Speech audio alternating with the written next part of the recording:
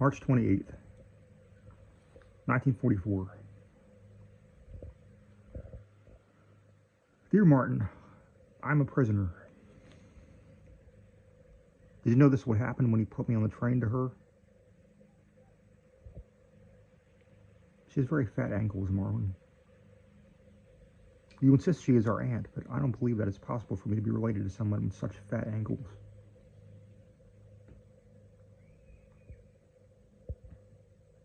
And I'm not lying. I am a prisoner. She locks me in this room. She has a key that she keeps in her apron, and she uses it to lock the door behind her. Or after the door is locked, she rattles the doorknob, checking herself. I can feel the rattling of that doorknob in my teeth. I have extremely sensitive teeth. I don't know if you remember this about me. Sometimes you are worried that you won't remember me at all.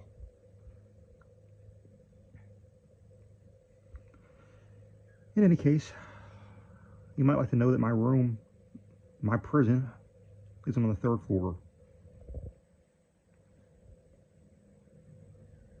I can see mountains.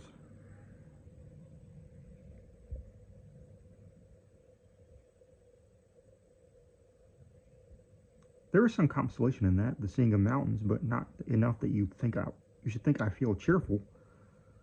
I don't. I feel abandoned. In fact, my feelings of abandonment are at this very moment so profoundly overwhelming that I am forced to bring this letter to a close. Mrs. Bullwhite taught us all good letters should end with a summation, followed by an offering of good wishes. Here's my summation. I am a prisoner. The quote-unquote relative who is keeping me prisoner has fat ankles. Also, I didn't mention it earlier, but I am sick.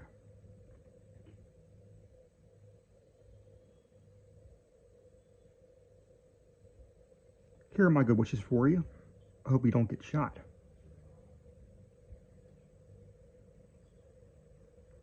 Cordially, your sister, Pearlie George Lamont.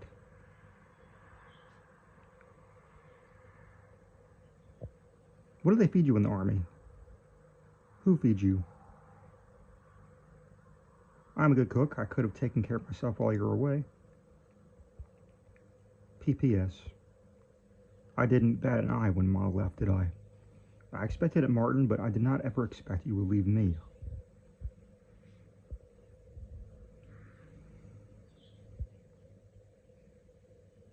March 29th, 1944. Dear Martin, here's a sketch of the wallpaper in my prison. As you can see, there's a bird and then another bird, and then another bird, and then another bird. There's a vine, and then another vine, and then another vine, and then another vine. Although it could all be the same vine. It's impossible to tell for certain, and I've given up trying. There's a word for this wallpaper, and that word, one of Mrs. Bullwhite's vocabulary words, which she would be happy to see me make proper use of, is relentless. The wallpaper is so relentless that when I close my eyes against it, I still see it. Even if I weren't locked in this room, I would feel as if I were in prison here due to the relentlessness of the wallpaper. It's as if the whole room is under the spell of some witch. A witch with fat ankles. Do you know that once Mrs. Bullwhite said about me in front of the whole class that she had never known a child with such propensity for verbiage? It pleased me ignorantly when she said that, but I must tell you that since I have arrived here, I have not spoken one word. Not one, Martin. Bringing this letter to a close, I will say in summation that I am caught in the lair of a witch. My good wishes to you, the recipient of this letter, are that I continue to hope that you don't get shot. Your sister, Pearlie George Lamont.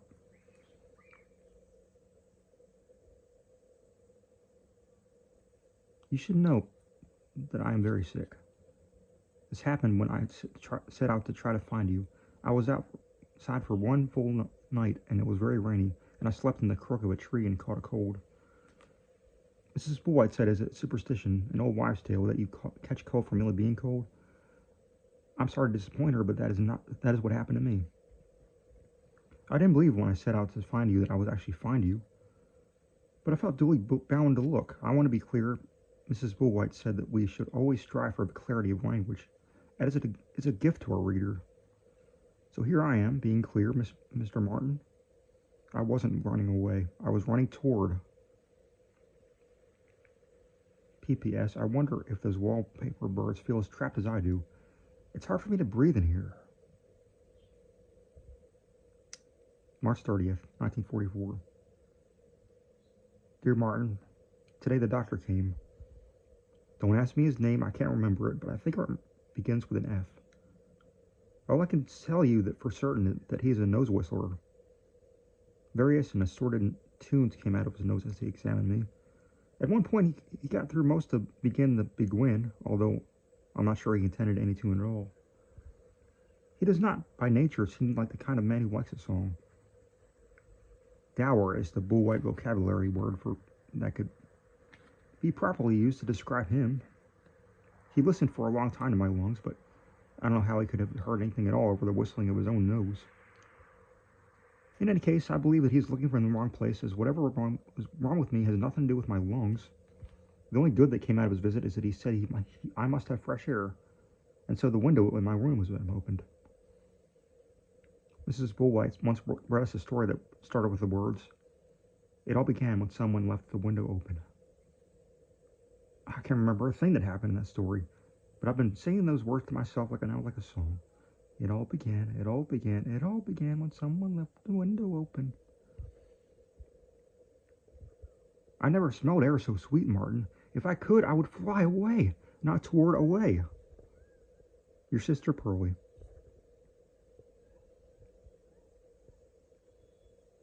P.S. Instead of a summation, I am offering this interesting piece of information. I guess it is best that you hear from me, as opposed to hearing from quote-unquote Aunt Hazel. I bit the doctor. It surprised everyone. It surprised even me. He provoked me. He accused me of being feral. Has she been raised by wolves? He said when I refused to answer his questions. She, the fat-ankle Aunt Hazel, tried to defend me. She said I was, for all intents and purposes, an orphan. The doctor said I was absolutely no excuse,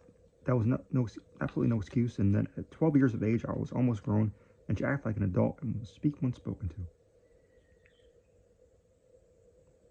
In any case, that is neither here nor there, and Mrs. Bullwhite said to me often, when I rambled on attempting to explain something that turned out not to be explainable at all.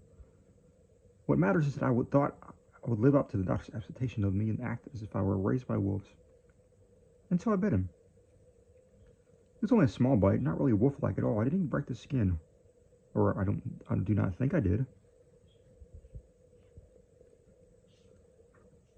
P.P.S. Here are my good wishes for you. You can, if you want, describe what it is like to be in the army. I will listen to you. I've always listened to you.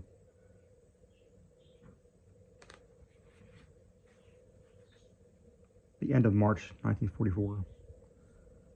Dear Martin, today a big crow came and sat on the windowsill and looked right directly at me. He stared at me so long that I believe he was working to memorize my face. I would like to think that he then flew out of here over the mountains and over the sea and went directly to you, holding the whole time this picture of me in his dark head, and that when he landed to you, beside you, he looked into his eyes and saw me, and that you could see how angry I am, and how sick I am, and how positively full and brimming to burst with words I am. This is what Mrs. Bullwhite would call one of my, quote, extended flights of fancy, unquote. She said that I am terribly prone to them, and often told me that I should brain myself where the world was bound to disappoint me.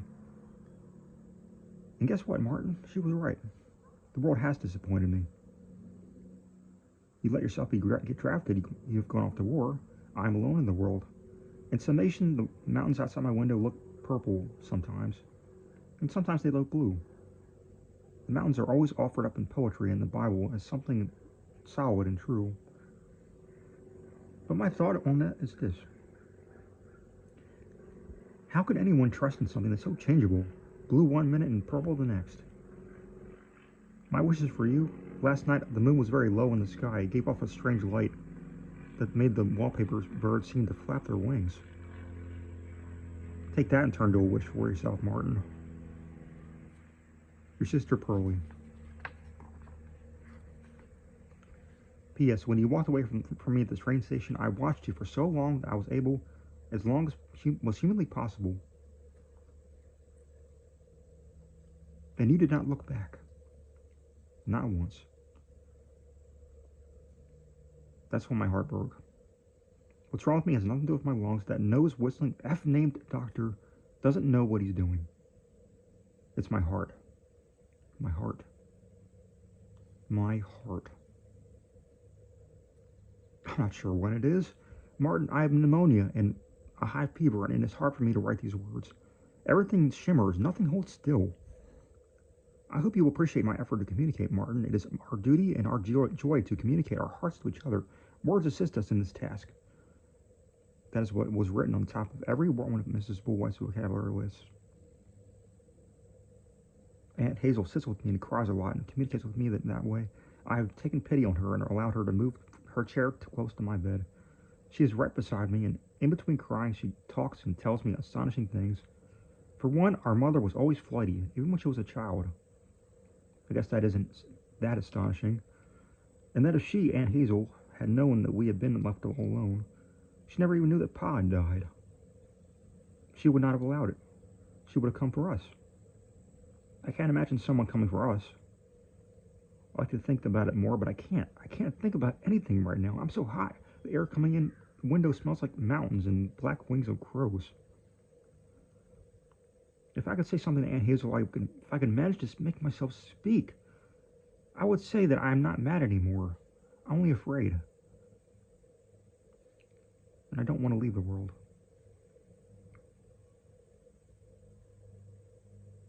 Pearlie.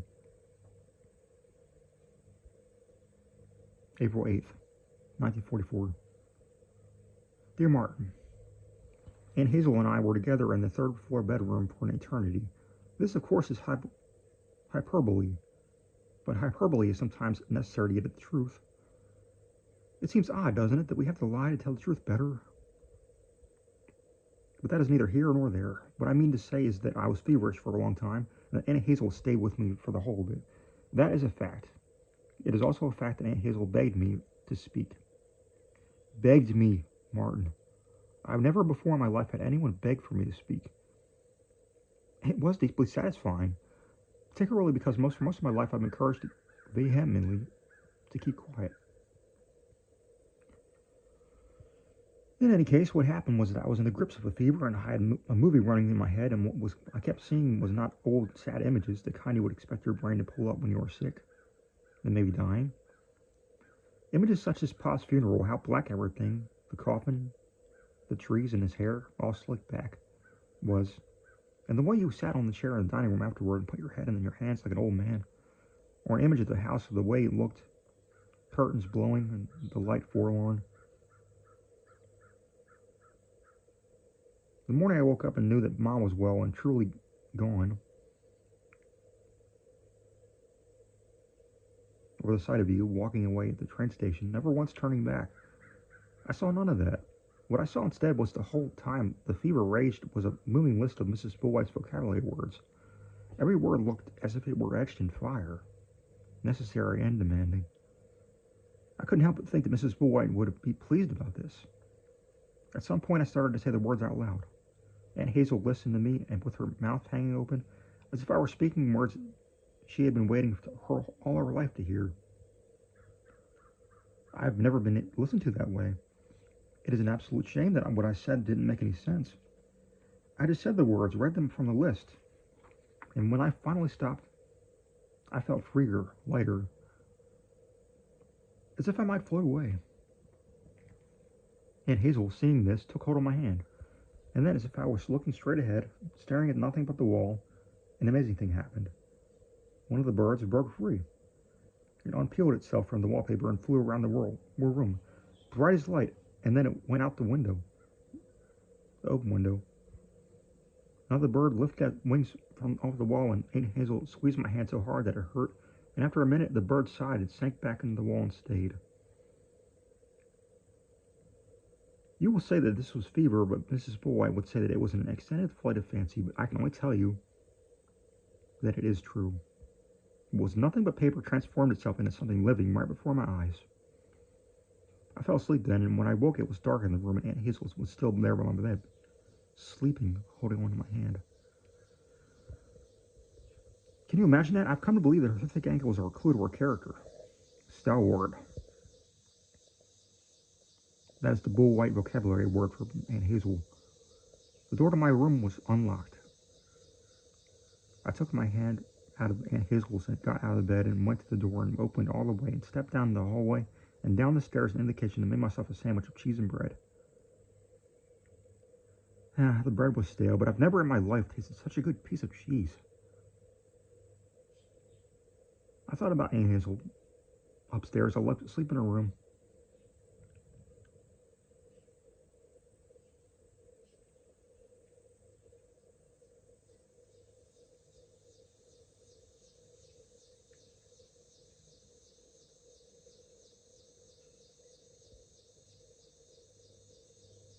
Asleep in her chair. She has very large hands, Martin, and she held on to me so tight. And I remembered the wallpaper bird was breaking free and flying out the window. My legs got shaky and I had to sit down. I sat down in the kitchen and held my sandwich and believed suddenly, fiercely, that I was going to live, and so were you. I could feel the promise of this, of our surviving, deep in the enamel of my highly sensitive teeth. I finished the sandwich and went back upstairs, and Aunt Hazel was still there, sleeping by my bed. And I said her name again and again, until she finally woke up. Your sister, Pearlie. P.S. In summation, I am almost entirely well. Aunt Hazel is stalwart. It is April now, at last. P.P.S. My wishes for you, that when you come home, you will go upstairs with me to the third floor bedroom, and let me show you the break in the pattern of the wallpaper. The place where a bird was, and should be, and is not. That is proof of something, I'm sure, although I cannot say exactly what. When he turned away from the wallpaper, I will direct your gaze toward the mountains.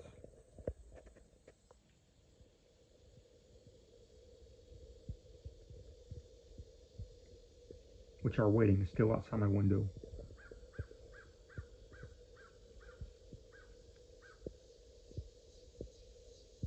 As I write these words to you, they are changing again. They are turning themselves green.